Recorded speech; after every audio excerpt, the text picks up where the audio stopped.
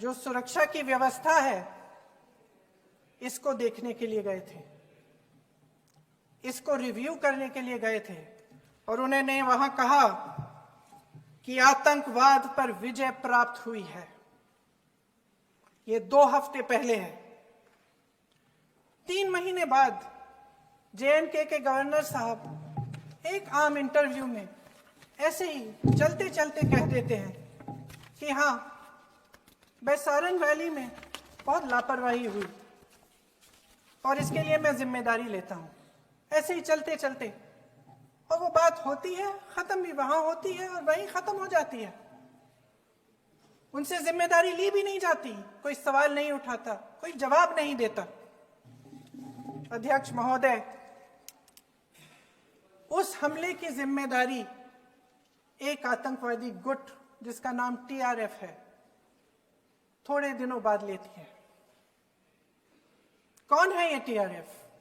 2019 में ये गुट बना।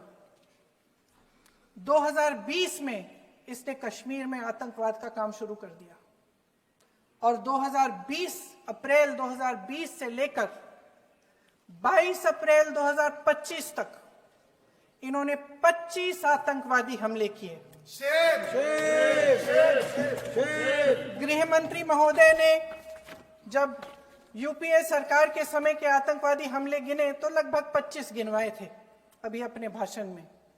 इस गुट ने कश्मीर में 25 हमले 2020 और 2025 के अंदर एक पूरी लिस्ट है इन हमलों की।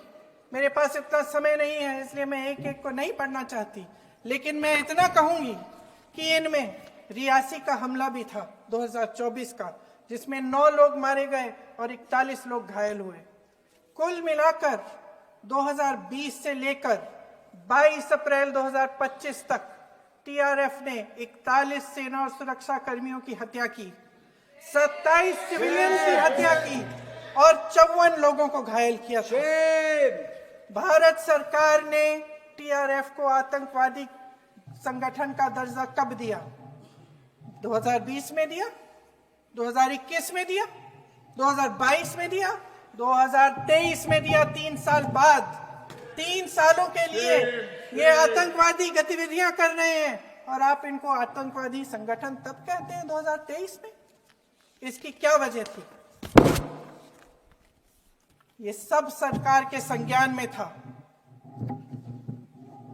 और आप मुझे बताना चाहते हैं, सत्ता पक्ष के नेता बताना चाहते हैं कि ये सब आपके संज्ञान में था, लेकिन कोई भी एक ऐसी एजेंसी नहीं है हमारी सरकार की जिसको पता चला कि ऐसा हमला, ऐसा भयानक हमला होने जा रहा है हमारे देश में, कि पाकिस्तान में बैठे हुए इस हमले की योजना बन रही है कि हम भारत जाके हैवानियत करेंगे, 26 लोगों को मार डालेंगे और हमें पता ही नहीं है।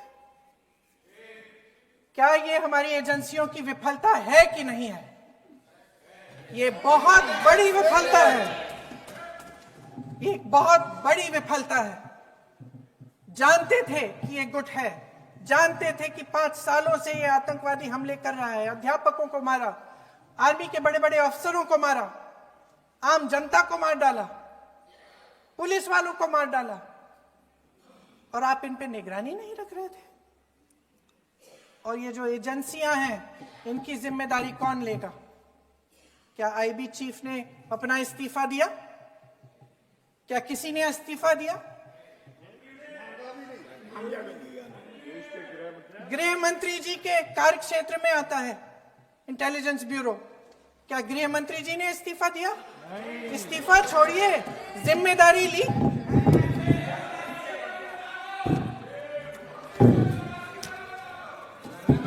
साहब देखिए, इतिहास की बात आप करिए, मैं वर्तमान की बात करना चाहती हूँ।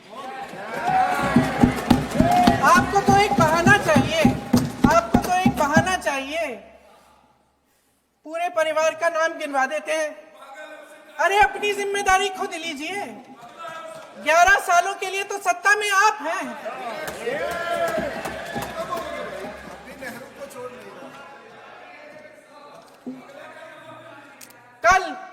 कल माननीय गौरव गोगोई जी ने अपने भाषण में पूछा गृह मंत्री जी से